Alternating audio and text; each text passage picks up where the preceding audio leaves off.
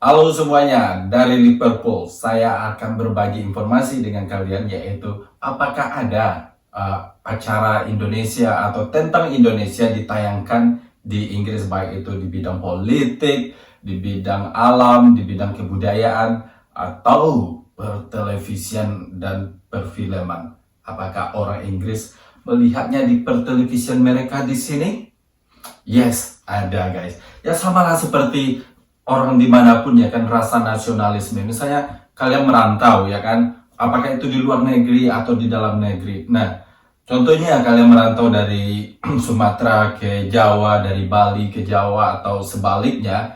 Pas kalian lihat televisi di media massa, ada yang membicarakan tentang di mana kalian berasal. Pastilah pengen tahu, ada apa sih tentang kampung gue, negara gue. Nah, begitulah yang saya rasakan di sini. Jadi, semenjak saya pindah ke Eropa, dimanapun itu, kalau saya nonton TV, kalau ada yang, bro, kayaknya saya tahu itu di Indonesia. Nah, saya nonton, saya pengen tahu apa sih yang dibahas di media ini tentang negara saya. Nah, di Inggris, ya sering sekali saya lihat, ini Indonesia. Kadang-kadang waktu saya ngekos, nonton rame-rame, ini Indonesia. Dan kemudian saya pernah baca di komen, katanya saya kontennya ada bule, jadi banyak yang nonton karena orang Indonesia itu orangnya yang sok nasionalisme atau yang apapun tentang Indonesia, kalau ada orang lain yang membicarakan, mereka sangat bangga, over bangga katanya.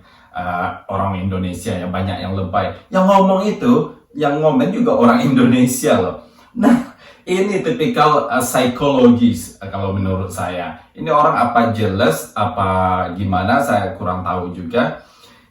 Tidak orang Indonesia aja guys. Di Inggris pun, kalau saya misalnya ngomong bahasa Inggris, logat daerah, karena mereka tahu saya bukan asli orang Inggris, bukan lahir di sini, bagi mereka juga aneh. Mereka juga ketawa lihat saya ngomong. Kalau misalnya saya ngomong bahasa Inggris, ayo right mate, what are you doing? Sounds sangat lokal banget ya, kedengaran lokal banget. Itu di kantor seperti Liam, Jess, semuanya ketawa dengan saya ngomong gitu. Karena saya bukan orang asli Inggris. Tapi kalau orang Asia atau semacam bule yang benar lahirnya di Indonesia, udah pastilah false bahasa Indonesia. Di sini kalau orang Asia, mereka bisa lihat ya intonasi kita itu, ini orang memang lahir di sini, logatnya daerah banget. Nah, bagi mereka nggak ada masalah, maksudnya nggak aneh lagi. Tapi kalau orang pure Asian kayak saya, asli Asia itu kan, nah ngomong bahasa daerah, ya mereka ketawa, mereka juga senang nontonnya. Jadi bagi ada yang ngomong kayak gitu, lu salah guys, lu salah, lu kayaknya jelas sama orang Indonesia yang suka budayanya dilakukan oleh orang lain. No, it's privilege, you know. Memang suatu kebanggaan, you know. Karena melihatkan seseorang interesting dengan apa yang kita punya. Jadi bukan masalah over kebanggaan. Saya sering lihat itu. Nasionalisme gue bangga banget lah. Ini Indonesia loh kalau yang baik. Tapi kalau yang jelek gue juga malu, ya kan? Makanya itu kita dituntut untuk berperilaku baik. Kalau kita merantau, dari misalnya dari Kalimantan ke Jakarta, lu bawa nama Kalimantan, memang benar ya, individual lu baik misalnya. Tapi kalau individual lu jelek, memang jelekin orang Kalimantan itu udah hukum alamnya. Walaupun lu sendiri yang bikin, ya kan, kesalahan itu, bukan semua orang Kalimantan misalnya. Jadi kalau saya di sini, kalau saya bikin kesalahan atau bikin bla bla bla, orang mikirnya memang orang Indonesia dulu. Nah, nanti baru diproses analisa, nih memang orangnya yang kayak gini, gitu. Tapi nggak bisa dipungkiri, nggak munafik. Cereng, langsung dari mana kamu berasal, itu dulu diinin orang. Itu udah judgmental manusia di dunia ini. Jadi nggak bisa anyway, saya juga mau jelaskan kalau di Inggris ini tidak sama seperti pertelevisian di Indonesia. Misalnya di Indonesia ajang dangdut atau ajang kompetisi nyanyi, hampir semua stasiun mengopi atau maksudnya menciplak. Mereka sama aja konsepnya, nggak kreatif kalau menurut saya. Sorry orang pertelevisian, tapi itu memang kenyataannya. Kalau di Inggris itu nggak ada. Kalau ada ajang ini ya pergilah kamu nonton di pertelevisian ini. Kalau mau dokumenter ya di sinilah. Kalau di sinetron ada di sininya. Jadi ada bidang-bidang tertentu karena tidak semua orang kan yang suka ajang kompetisi nyanyi, ya kan? Jadi rakyat juga butuh. Lu nayangin ini semua, lu ngerampas hak gua yang suka dengan dokumenter, sport yang suka inilah, ya kan, bidang-bidang tertentu, ya kan. Nah kalau di Indonesia saya lihat, oh udah ini aja sinetron semua sinetron, terus kalau udah acara ini semuanya acara ini, acara musik semuanya acara musik, jadi gak bervariasi, gak berwarna. Nah di sini enggak. Kalau kalian mau dokumenter, ini ada stasiunnya. Nah kalau kalian mau yang apa namanya itu, yang musik, ini ada juga stasiunnya. Yang terkini, yang berita, bla bla bla, ada masing-masing stasiunnya. Anyway, nah apa itu programnya? Yang kelima adalah Simon Reeve. Simon Reeve ini adalah seseorang presenter, terus dia juga adventure, explorer. Dia pergi ke mana-mana di dunia ini. Dia pergi ke hal-hal yang unik, hal-hal yang budaya, yang kultur. Nah, salah satu dari program dia itu muncul di BBC. Stasiun ini menayangkan di saat Simon Reeve pergi ke Kalimantan, yaitu Dayak. Di suku Dayak, dia belajar tentang keadaan bagaimana di Dayak. Dia tidak hanya belajar bagaimana sukunya aja. Jadi dia juga melihat dari berbagai aspek di sana, bagaimana politik kampung. Kita aja nggak di TV Indonesia mana ada kita menayangkan ada apa sih di politik di kampung. Nah ini dia juga menjelaskan kalau di kampung kecil ini mereka juga bertempur dengan kampung lain katanya. Nah itu kan sesuatu yang simpel, tapi bagi mereka adalah suatu wawasan. That's it guys. Yang keempat adalah tentang wawancara seorang presenter dari BBC juga, itu mengenai demokrasi di Indonesia. Dia mewawancarai Jokowi. Nah itu ditayangkan juga di sini.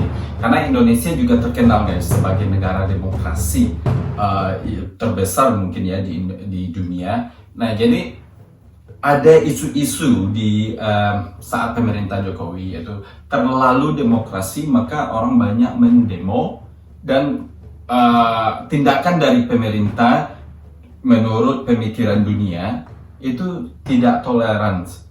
Ya mempenjarakan atau gimana saya juga kurang tahu, tapi mereka mikir pemerintah Indonesia tidak toleransi dengan orang Indonesia. Jadi toleransi di Indonesia itu sudah mulai menurun katanya. Tapi di sini Bapak Jokowi menjelaskan, ya kita adalah negara demokrasi, tapi kalian tidak bisa bilang kalau pemerintahan kami tidak toleran.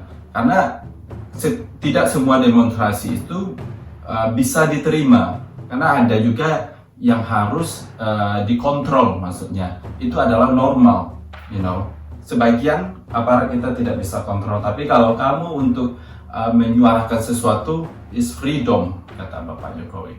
Bagus juga sih Pak, walaupun agak ngeles sedikit mungkin ya, karena yang kita lihat juga di media ya, waktu dulu ada yang mukul-mukul dan lain-lainnya. Tapi bagus, karena sebagai seorang presiden bagaimanapun harus membela pemerintahnya dan negaranya. Ya, yang ketiga adalah ini salah satu hewan yang sangat Indonesia banget kalau kita ngomong orang hutan, yaitu antara Indonesia sama Malaysia. Tapi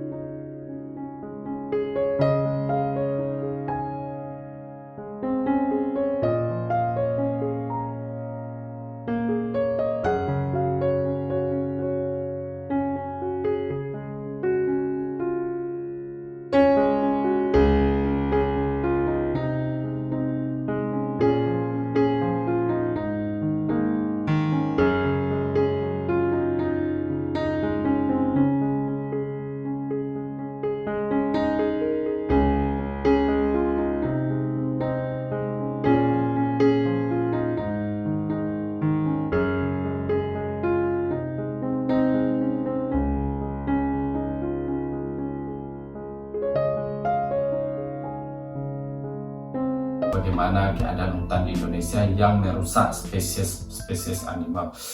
Nah, yang kedua adalah film The Raid, yaitu yang ditayangkan atau dirilis pada tahun 2011.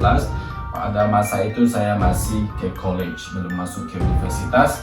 Ada beberapa teman saya bawa koran datang, ini katanya film Indonesia ya katanya. The Raid, saya belum tahu.